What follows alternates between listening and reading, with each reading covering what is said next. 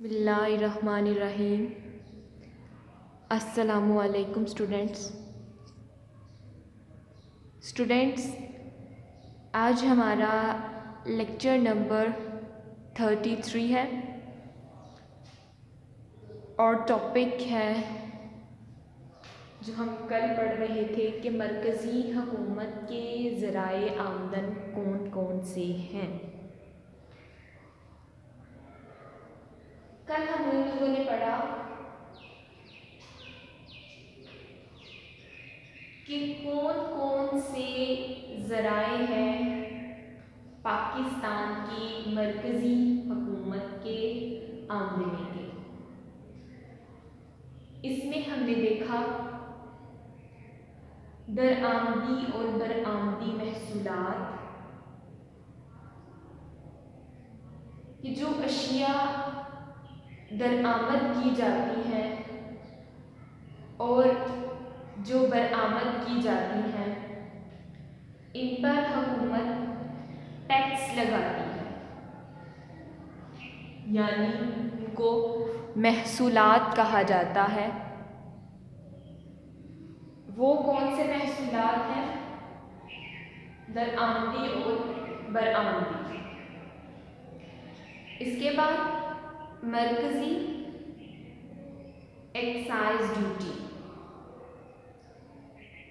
یہاں سے بھی حکومت آمدنی حاصل کرتی ہے۔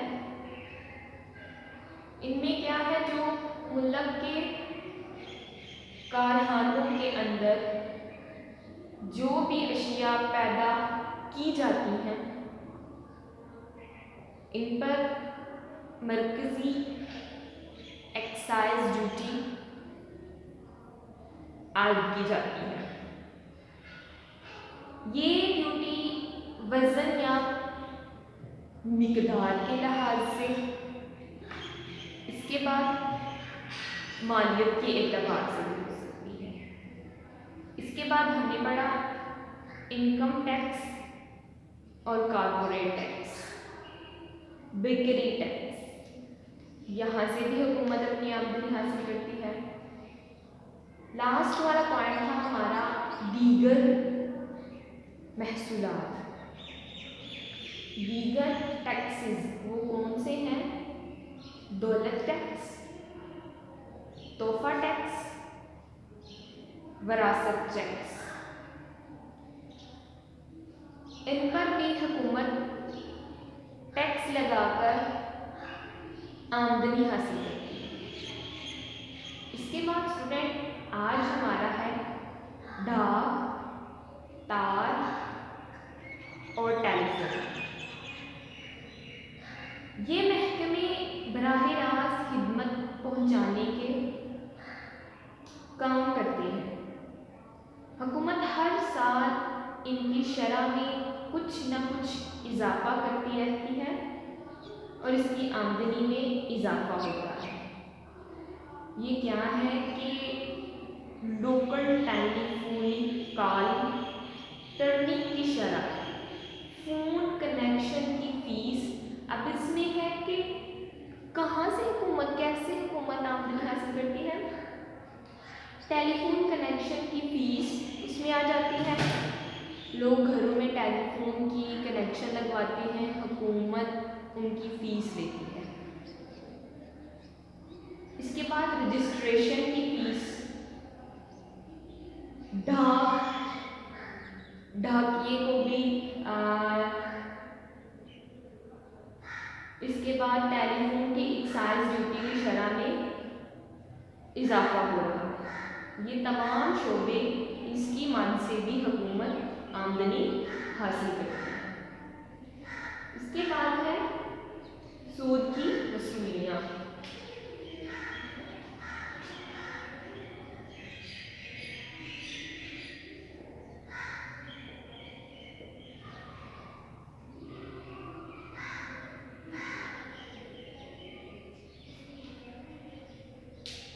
مرکزی حکومت نے صوبائی حکومتوں، اس کے علاوہ میونسپل کمیٹیوں اور کارپوریشنوں کو قرضے دیے ہوتے ہیں۔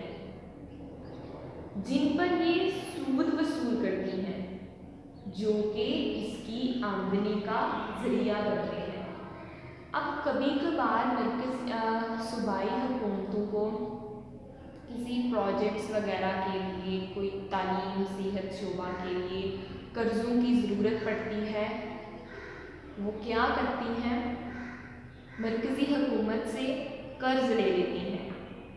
अब मरकज़ी हुकूमत इन कर्ज़ों पर सूद लेती है और वो सूद भी मरकज़ी हुकूमत की आमदनी का ज़रिया बनते हैं। इसी तरह सूद की वसूलियाँ भी मरकज़ी हुकूमत की आमदनी के ज़राए में शामिल हैं। इसके बाद है अमलाक और कारोबार से आमदनी।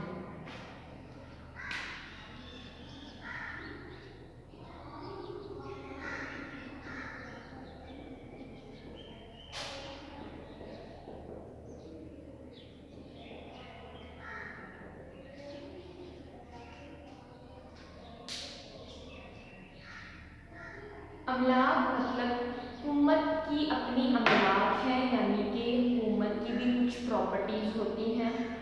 हुकूमत जो अपनी अमलाक है इनसे आमदनी हासिल करती है। हुकूमत की प्रॉपर्टी होती है, वो चाहे उसको रेंट पर दे दें, और भी इसकी हो सकती है वो कोई कारोबार करके दे दें और आगे से उनसे क्या लेती है, रेंट। अब इन प्रॉपर्टी से भी इनकम हासिल करती है हुकूमत। इसके अलावा खुद भी कारोबार करती है, खुद भी क्या करती है, कारोबार करती है। और सरमायाकारी में रुपया लगाती हैं, जो कि आमदनी का ज़रिया बनता है। अमलाक और कारोबार से भी मरकज़ी हुकूमत अपनी आमदनी हासिल करती है। इसके बाद मुआशी खिदमात सिविल इंतज़ामिया से वसूलियाँ।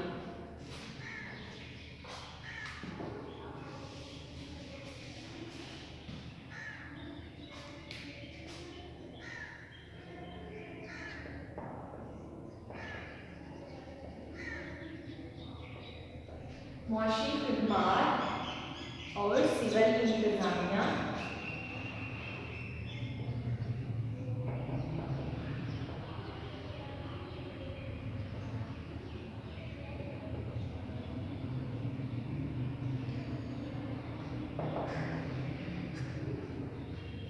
हुकूमत जो मुआशी खिदमात पहुँचाती हैं, नीज़ जो भी सिविल इंतज़ामिया से हुकूमत को आमदनी हासिल होती है, जिसका तखमीना 43,961 मिलियन रुपए लगाया गया। हुकूमत मुआशी खिदमात भी लोगों को पहुँचाती हैं, वहाँ से भी वो अपनी आमदनियाँ हासिल करती हैं। इसके अलावा सिविल इंतज़ामिया से भी हुकूमत को आमदनी हासिल होती है। इसके बाद है मुतफ़र्रिक़ वसूलियाँ। अब इनमें इन तमाम के अलावा और भी हुकूमत की आमदनी के ज़राए हैं। इनमें करेंसी, टेक्साल, दफ़ाई खिदमात से वसूलियाँ,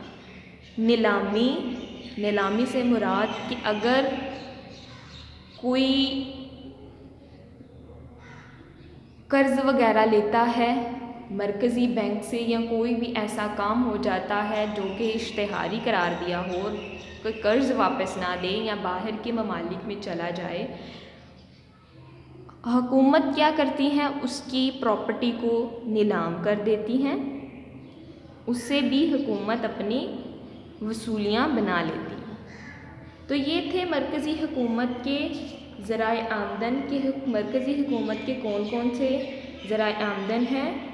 दरआमदी और बरआमदी महसूलात देखे हमने, मरकज़ी एक्साइज़ ड्यूटी देखी, इनकम टैक्स, बिक्री टैक्स, ڈاک تار، ٹیلی فون۔ اس کے علاوہ یکے دیگر بعد ہم نے دیکھا کہ حکومت کس طرح اپنی آمدنی حاصل کرتی ہے۔ اس کے بعد اسٹوڈنٹس ہیں مرکزی حکومت کے اخراجات کی مقدار۔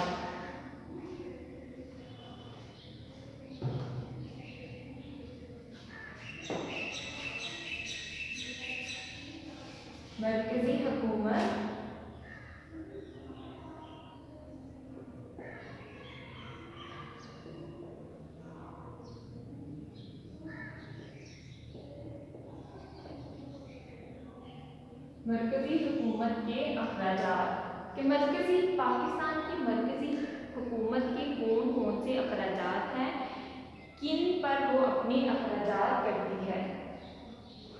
سب سے پہلے ہم نے دیکھا کہ وہ اپنی آمدنی کہاں سے حاصل کرتی ہے۔ اب جو آمدنی حاصل کرتی ہے ان کو کن مدات پر خرچ کرتی ہے۔ سب سے پہلا ہے دفاع۔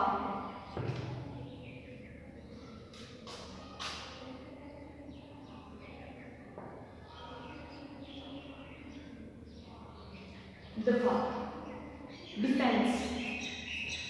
مرکزی حکومت کے اخراجات کی دوسری اہم مد ملک کا دفاع ہے۔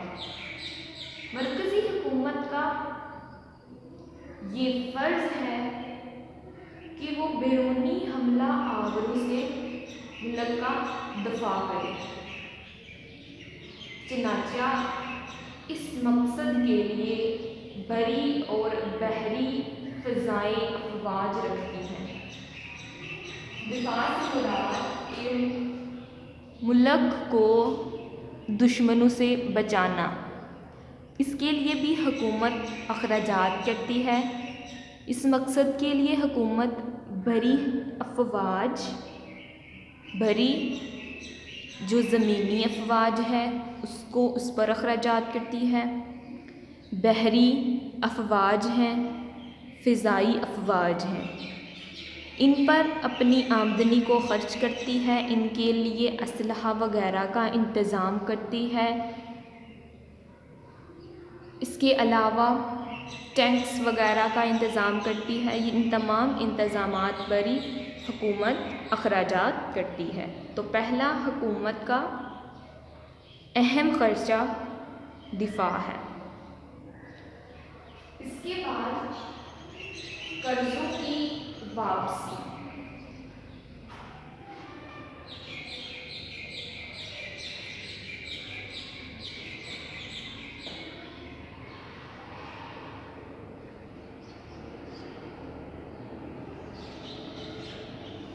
حکومت کے اخراجات کی مد میں سود اور قرضوں کی ادائیگیوں کا بوجھ بڑھ گیا ہے۔ مرکزی حکومت نے مختلف ملکی اداروں، غیر ممالک اور ایجنسیوں سے قرضہ جات لیے ہوئے ہیں، جن کی مالیت 1 کھرب سے بھی زائد بنتی ہے۔ مرکزی حکومت کے اخراجات میں یہ بھی ایک بہت بڑا خرچہ ہے جو ہے قرضوں کی واپسی۔ مرکزی حکومت دوسرے ممالک سے قرضے لیتی ہیں، ان قرضوں کی ادائیگی کی صورت ہمیں سود میں دینا پڑتی ہے، ساتھ سود بھی ہے۔ اب جن کی مالیت کیا کہہ رہے ہیں 1 کھرب سے بھی زائد بن گئی ہے، اور حکومت ابھی تک قرضے جات لیے جا رہی ہے۔ ان پر حکومت کو ہر سال خاصی مقدار میں قرضوں کی واپسی کے ساتھ ساتھ سود کی ادائیگی کرنی پڑتی ہے۔ تو دوسرا حکومت کا خرچہ کیا آ گیا، اور وہ بہت بڑے اخراجات میں شامل ہے قرضوں کی واپسی اور سود کی ادائیگی۔ اس کے بعد ہے اسٹوڈنٹس جنرل پبلک سروسز، اس پر بھی حکومت اخراجات کرتی ہے۔ ایک عام اندازے کے مطابق کل خرچ کا تقریباً 10% حصہ ان مدات پر خرچ ہوتا ہے۔ ان میں نظم و ضبط یعنی کہ پولیس وغیرہ کے جو اخراجات ہیں وہ اس میں شامل ہو جاتے ہیں، ان تمام محکموں کے اخراجات اس میں شامل ہو جاتے ہیں۔ تو اسٹوڈنٹس آج تک کا لیکچر یہیں تک، انشاءاللہ اگلے نیکسٹ پوائنٹس میں اگلے لیکچر میں ملتے ہیں، تب تک کے لیے اللہ حافظ۔